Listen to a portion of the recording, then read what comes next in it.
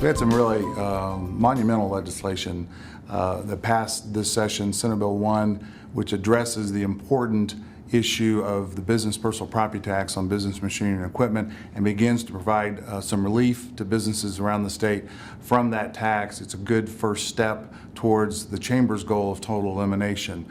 The bill allows local units of government to exempt newly equipment purchases in the future. It also allows local units of government, again at the county level, to eliminate the business personal property tax on small businesses who have equipment totaling $25,000 or less.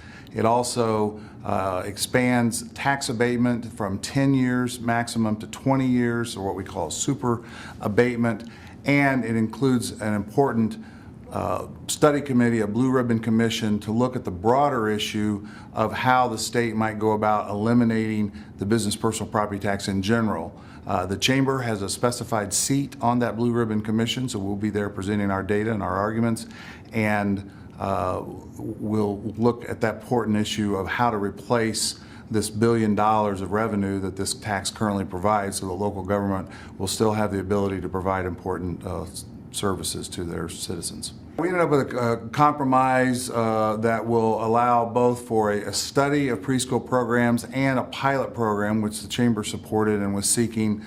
This pilot program should provide services to about 3,000 low-income families who might not otherwise be able to afford a quality educationally oriented preschool program.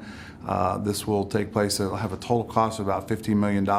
We would have liked to have seen the pilot program even larger and impacting more disadvantaged students, but we're pleased that the General Assembly did include a preschool pilot in the final legislation, and we think that's a strong move forward. There's going to be an additional up to $400 million that was appropriated last year above and beyond the state's normal diesel and gasoline fuel taxes from the state general fund, released in legislation passed this year that the Chamber supported. They will immediately release $200 million for major projects, places where there are bottlenecks around the state and traffic jams.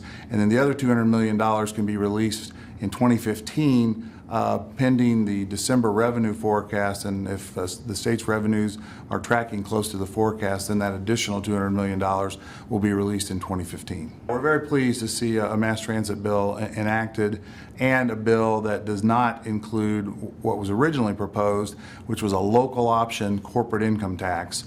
There are only a handful of local jurisdictions in the entire country that have the authority to adopt a corporate income tax.